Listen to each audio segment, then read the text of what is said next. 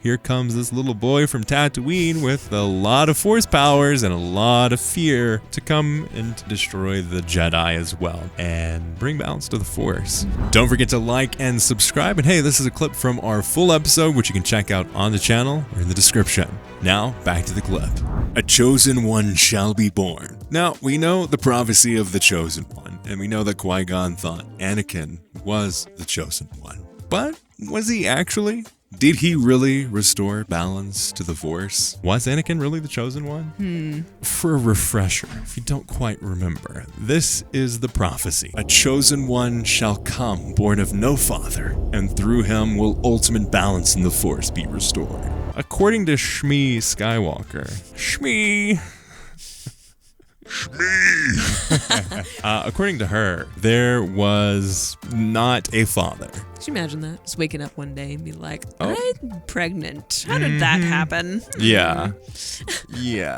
If you go into comics, I'm about to blow your mind here because I don't think you know this. Okay, let me prepare. This is from a comic. It was hinted at, alluded to as a possibility that Palpatine might have been whittling around in the Force to be able to cause Anakin's birth. That is an interpretation from that specific panel. Matt Martin has since said, no, we didn't mean to do that specifically. It's more of like Anakin kind of expected to see, so the Force showed it to him and not necessarily the truth. But that all aside, the prophecy, which we all know about prophecies, the trying to either prove it or deny it will also change its expectations. And that definitely happened when you look at Anakin and the balancing of the Force. The Jedi thought, hey, balance of the Force means we get rid of the Sith, right? Yeah. But you also have to take into account that you have to destroy the Jedi as well to have balance. Like, to destroy one Force means to destroy the other in true balance. Right. Balance is not about all good. It's about equalizing. And if you look at it, you can also interpret it in the way that, hey, the Jedi were way too powerful. They were corrupting their power, and they themselves became so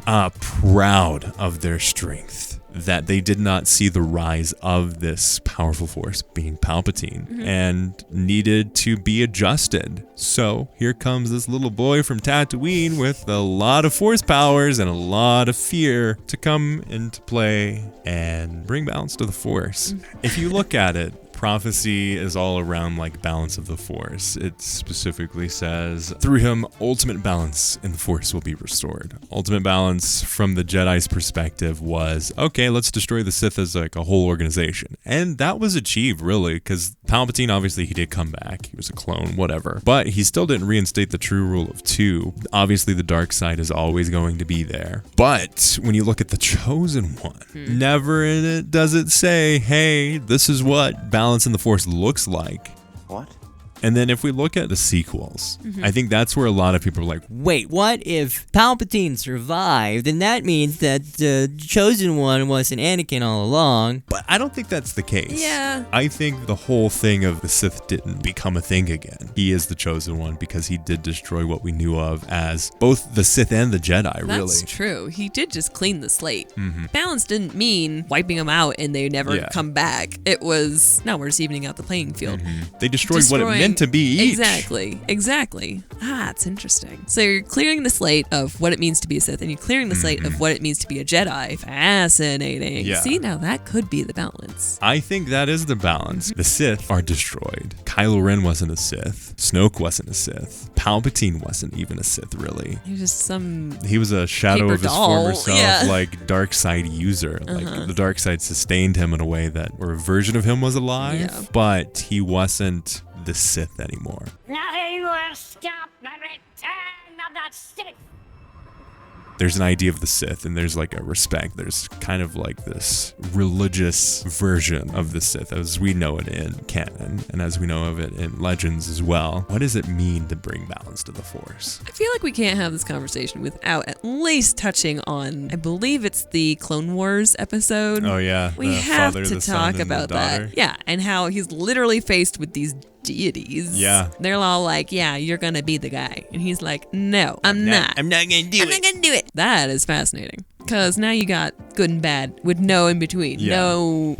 And in a way, that's balance. So now you have the yin and yang, but there's something to that. What is that? I'm not even sure what that was about. I wonder too, like if that is the true representation of the Force, if it's just someone that is so powerful in this one area, someone who's so powerful in the other, and is able to kind of like see in between with the Father. Like, we don't know if that's just some kind of like illusion, if it is actually the case, if it is real, what's not. This whole creation of the Father, the Son, the daughter, is that real? Is it not real? That could also be a possibility. Is Anakin just this human version of the Father? Maybe that's a stretch, but he is this balancer. Who is the real chosen one? If you look at it, like, maybe Anakin's purpose of the chosen one was to birth Luke and Leia, and that was kind of like the next generation. Or maybe it was to destroy the establishments of the Jedi and the Sith because they grew too big. Maybe it's still not confirmed what the repercussions of those actions were. We'll definitely see. Yeah.